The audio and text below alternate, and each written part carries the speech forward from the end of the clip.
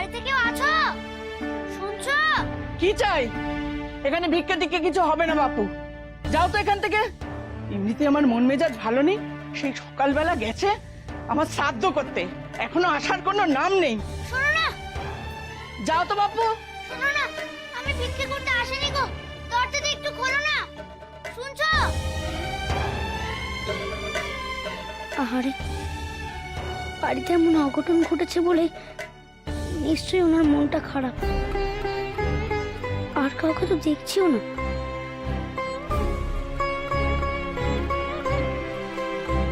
আমি বরং এখানেই অপেক্ষা করি, কেউ না কেউ তো ঢুকবে, বেরোবেও বাড়ি থেকে, তাকেই নয় বলা যাবে আমি কে, কিসের জন্য এখানে এসেছি।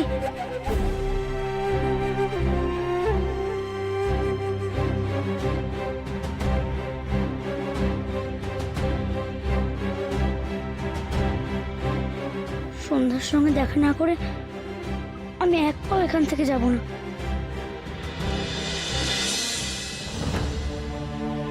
গুরুদেব, লোকনাথ, কেউ তো সকাল থেকে একবারও আমার খোঁজ করলো না।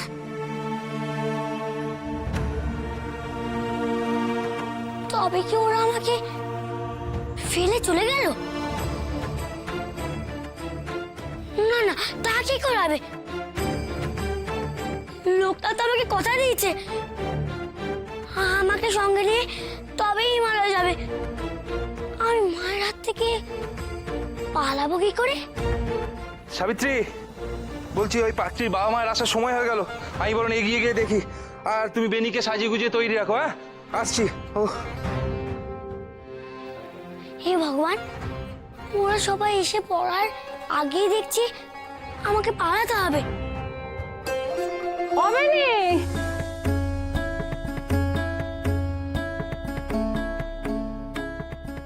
এই দেখ কি সুন্দর জামা কাপড় এনেছি, দেখেছিস? নে, এইসব ধরা চুরো ছাড় দেখি নে, অনেক পড়েছিস, পড়ে নে পড়ে নে, নে। মা, আমার একটু খিদে পেয়েছে, আমাকে একটু খেতে দেবে? ও বাবা, সুবুদ্ধি হয়েছে দেখতে পাচ্ছি তো। সোনা ছেলে, শোন না, এক্ষুনি তোর আশীর্বাদ কানা হবে তো, আশীর্বাদটা মিটে গেলে তুই যা চাইবি সব দেবো। নে, এখন পড়ে নে, ভালো ছেলের মতো পথ দেখি নে, পড়। এসব ছাড়, সব ধরা চুরো ছাড়। কেন, যা পড়ে আছি তা খারাপ কিসে? ওসব রং চং আমার ভাল লাগে না। আহা, কি ভালো কথা বলেছিস, এইসব রং চঙে পোশাক আমার ভালো লাগে না। এইটুকু কচি বয়সে তুই বুড়ো সন্ন্যাসী হয়ে ঘুরে বেড়াবি? বেনি, আমার কথা শোন বলে দিচ্ছি, নাহলে কিন্তু খুব মার খাবি তুই। খল এইসব। না, আমি পড়বো না, বলছি তো। মুখে মুখে কথা কইছিস তুই, পড়ে নে শিগগির আয়। না, আমি পড়বো না। শেষবারের মতো বলছি বেনি, কথার অবাধ্য হসনি, পড়ে নে, এইদিকে আয়। আমি কিন্তু শেষবার বলছি বেনি, তুই ছুটবি নে, ওইখানে দাঁড়া, পড়ে নে পড়ে নে, ওখানে বসো। এই দেখো, ছেলে কথা শুনছে না, দেখছো? ছেলে কোনো কথা শুনছে। এই খুব কথার অবাধ্য হয়েছিস না তুই। মা, তোমার দুটি পায়ে পড়ি, আমি যেমন আছি আমাকে তেমন থাকতে দাও না। আমি মোটেই বিয়ে করে সংসারী হতে চাই না। কেন কথা শুনছিস না বল দেখিনি? দুটো বছর সন্ন্যাসী হয়ে দেখলি তো কত কষ্ট, ভালো করে খেতেটুকু পাসনি। বিয়ে করলে সংসারী হবি, পুরো সংসারই তো মানুষের আসল সুখ। বেনি, বেনি শিগগির বাইরে আয়। অন্য দিদি ডাকছে। অন্য আবার এইখানে কি করতে এসেছে এখন? নিশ্চয়ই ওই লোকনাথ আবার ছেলেটাকে ডাকতে পাঠিয়েছে। অমেনি, অন্য দিদি, অন্য দিদি, লোকটা তোমায় পাঠিয়েছে তাই না? ও কোথায়? আসুন আসুন আসুন আসুন। সাবিত্রী, সাবিত্রী, এই দেখো ওনারা এসে গেছেন, আসুন।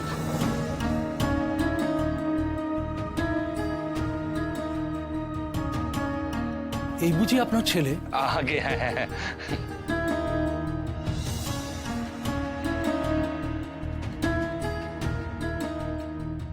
কিন্তু ও এমন মলিন বেশে আছে কেন? গায়ে কেমন সাধু সন্ন্যাসী গোছের কাপড় পরেছে।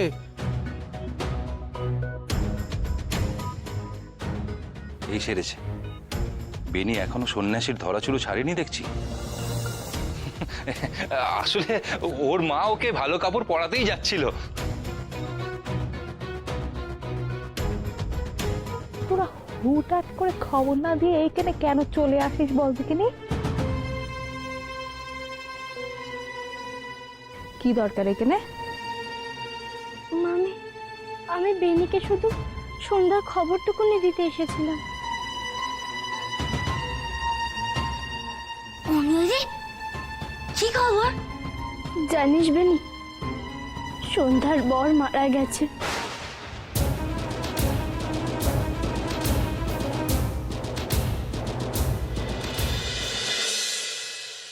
এখনো তো কেউ ঘর থেকে বেরোলো না। সন্ধ্যার নাম ধরে কি ডাকবো? আমার গলা শুনতে পেলে হয়তো সন্ধ্যা নিশ্চয়ই ঘর থেকে সাড়া দেবে।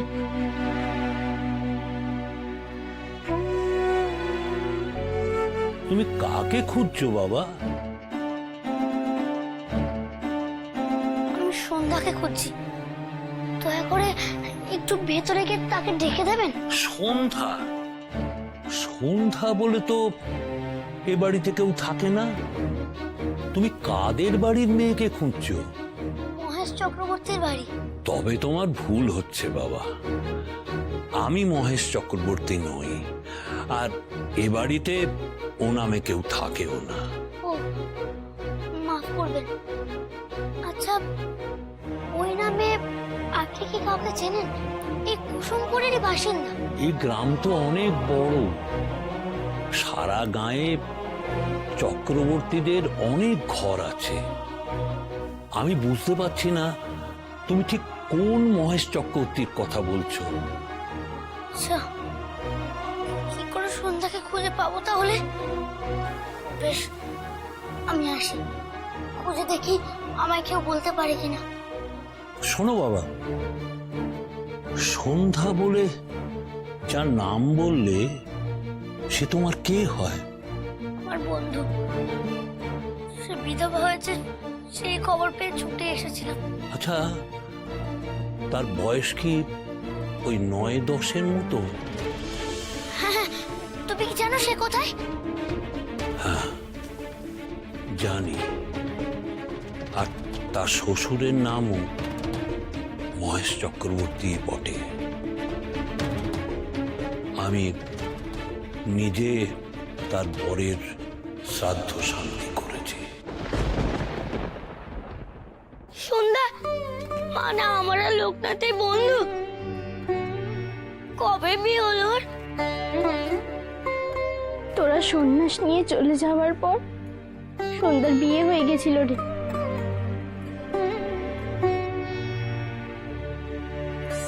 আচার্য মশাইয়ের কাছে খবর আসে যে ও সদ্য বিধবা হয়েছে। তাই লোকনাথ তোকে দেখার জন্য ওর গ্রামে ছুটে গেছে, তোকে জানিয়ে দিতে বলেছিল। তুই হতভাগী, এমন একটা শুভ কাজের দিনে উনি এসেছেন মরার খবর দিতে। যা দেখিনি, দূর হ চোখের সামনে থেকে, যা। ভুল হয়ে গেছে গো মামি, আমি আসি রে বেনি।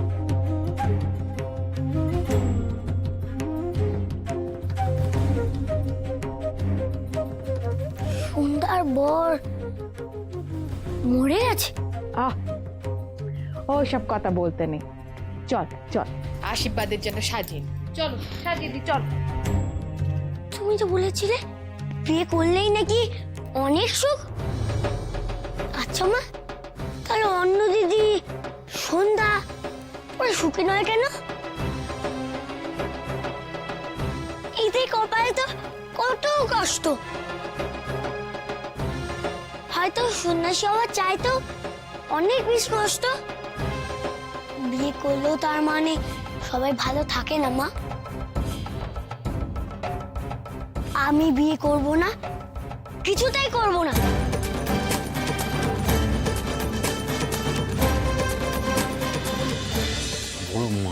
লেগেছিল মেয়েটার প্রতি।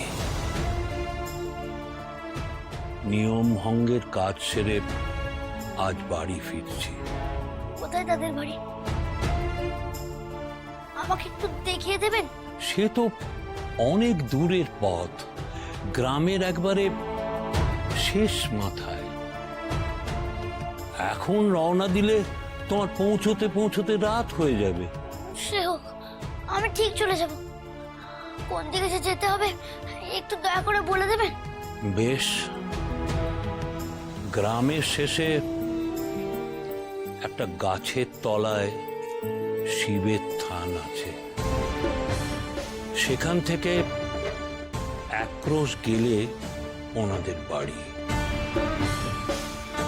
বড় কষ্ট পেল মেয়েটা। বিয়ে কি তা না বুঝেই বিধবার থান পড়তে হলো। কি কপাল!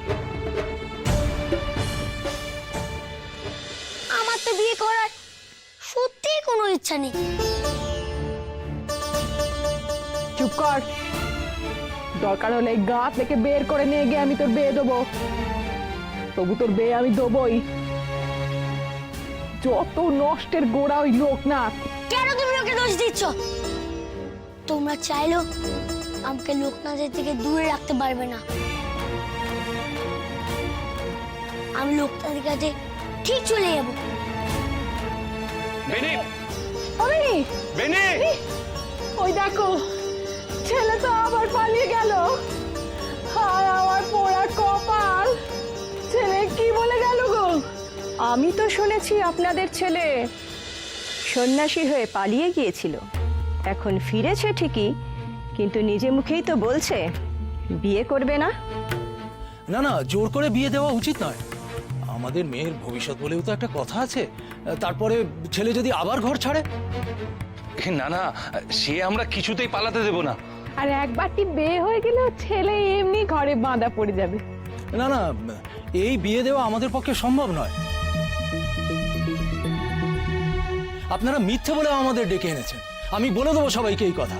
গায়ের কোনো মেয়ের বাপ আপনাদের সাথে তার মেয়ের বিয়ের সম্বন্ধ করবে না। চলো। দাঁড়ান,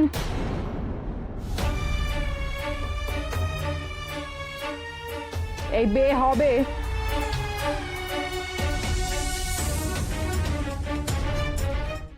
আমাদের কথা কেন শুনুন দিদি, শুনুন না। আমি বলছিলাম কি, ওই গায়ে একখানা ছেলে আছে জানেন তো, সে লোকনাথ। সে যে কি, সে আমার ছেলের মাথা কানা একেবারে চিবিয়ে খেয়েছে। ওই তাকে দেখেই তো আমার বেনির মাথায় সন্ন্যাসী হবার ভূত চেপেছে। আমি বলছি দিদি, ছোট ছেলে তো, একবার বিয়ে কানা দিয়ে দিতে পারলে নিশ্চিন্তে সব ভূত নেমে যাবে। এই তাছাড়া বাচ্চাদের কথাও তো কানে তুললে চলে। ও তো ওর ছেলে মানুষই।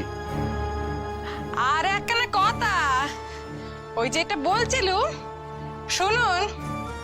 আমরা কিন্তু হচ্ছি এই গায়ের সব চাইতে ধনী পরিবার। পণ দেও না, এমন ঘরে মেয়ের বিয়ে দিতে পারবেন না বলে দিচ্ছি। আমরা তো পণ নেবই না, উল্টে মেয়ে এই ঘরে এসে না একেবারে রাজরানী হয়ে থাকবে। বলছিলুম, তাহলে মেয়ে দিচ্ছেন তো? এই শোনো শোনো, পাঁচখানা মেয়ের একটা বিনা পণে পার হয়ে যাবে। আমি বলি কি, রাজি হয়ে যাও। আর কোনো ছেলে সন্ন্যাসী হতে চাইলে ঘরের লোক কি তাকে সন্ন্যাসী হতে দেয়? বলছি সাবিত্রী, টোপ তো দিয়ে দিলে, ওনারা কি রাজি হবেন? চুপ করতে কিনি, হবে হবে, ঠিক রাজি হয়ে যাবে। বলছি, সামনে বিয়ের দিন কবে আছে? কালই। আমরা এই বিয়েতে রাজি। কবে বিয়ে দিতে চান আপনারা? ওই তো কালই। কাল একখানা খুব ভালো বিয়ের দিন আছে। হ্যাঁ, আরে আশীর্বাদ আশীর্বাদ আশীর্বাদ ওইসব সব কালই হয়ে যাবে কোনে করে। হ্যাঁ হ্যাঁ, এই বিকালের দিকে লগ্ন আছে। আমরা ছেলেকে নিয়ে সঠিক সময় পৌঁছে যাব। তাহলে আমরা এখন আসি। এই চলো চলো চলো।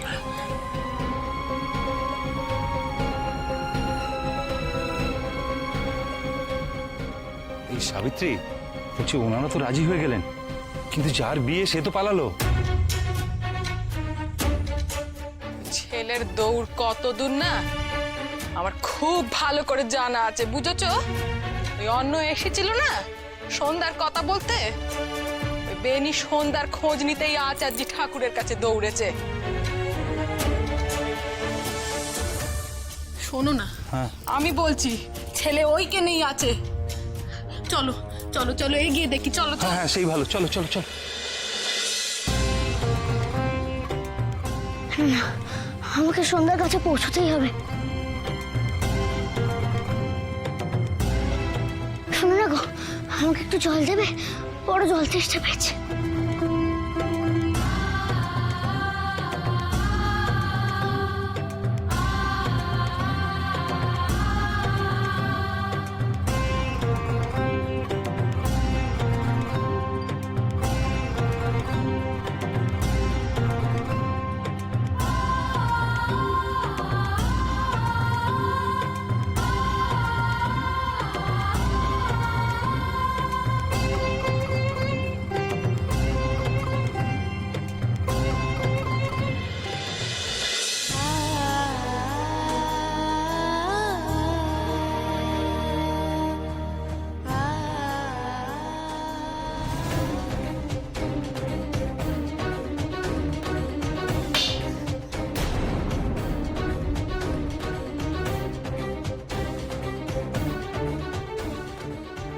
বাবা বলে ভর দুপুরে বাসন কোসন ঝনঝনিয়ে ফেললে তো?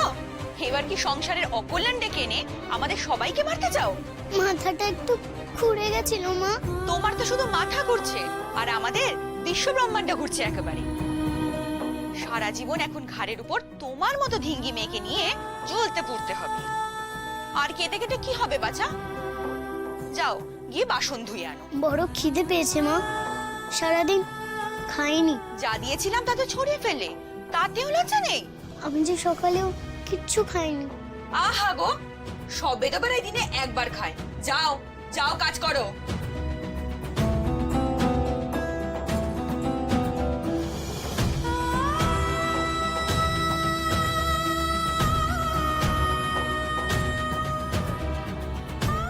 সর্বমঙ্গলা, সর্বমঙ্গলা, এইটুকু খেয়ে নাও। সারাদিন কিছু দাঁতে কাটুনি। না না, সন্ধ্যার খবর না পাওয়া পর্যন্ত আমি কিচ্ছুটি খাবো না। এরকম করলে তোমার শরীর যে আরো অসুস্থ হয়ে পড়বে। বেনি, গুরুদেব, আমি সব শুনেছি। অন্য দিদি বলেছে সোনা বিধবা হয়েছে। ঠিকই শুনেছিস বাবা, লোকনাথ সেখানেই গেছে। আম্মা যাও, তুমি আমাকে ওই গ্রামের নাম বলো। সেই গায়ের নাম হলো কুসুমপুর। কিন্তু তুই বাড়ি থেকে বেরোলি কি করে বেনি? পালিয়ে এসেছি। বাবা এখানে আসার আগে আমাকে এইখান থেকেও পালিয়ে যেতে হবে। আমি লোকটার কাছে চললুম গুরুদেব। আপনি আপনি আপনি এই বাচ্চা দুটোকে একলা একলা সন্ধ্যা শ্বশুর বাড়িতে ছেড়ে দিলেন? লোকনাথ, বেনি, এরা হলো সন্ধ্যার ছেলেবেলার খেলার সঙ্গী। আজ সন্ধ্যার কষ্ট যদি ওদের বুকে বাঁচে, আমি আটকাই কি করে বলো তো? যে শোক আমরা সইতে পারছি না, ওই ছোট ছোট বাচ্চা দুটো কি করে সইবে আপনি বলুন? আমি আগে যখন আপনাকে বলেছিলাম লোকনাথের সাথে সন্ধ্যার বিয়ে দিতে চাই, আপনি আমাকে বলেছিলেন যে ওকে আটকিও না, ও জগতের মঙ্গল করার জন্য জন্মেছে। হ্যাঁ বলেছিলাম বই কি। তাহলে সাধনার পথে না গিয়ে আপনারা থমকে গেলেন কেন, ফিরে এলেন কেন? আপনি লোকনাথকে সংসারী হতেও দিলেন না, আবার সন্ন্যাস ছেড়ে ও অন্যের দুঃখ কষ্টের জন্য নিজেকে অপরাধী ভেবে ছুটে বেড়াচ্ছে। আপনি লোকনাথকে নিয়ে ঠিক কি করতে চাইছেন বলুন তো? আমি তো নিমিত্ত মাত্র সর্বমঙ্গলা। নিয়তি আজ লোকনাথকে এখানে এনে দাঁড় করিয়েছে।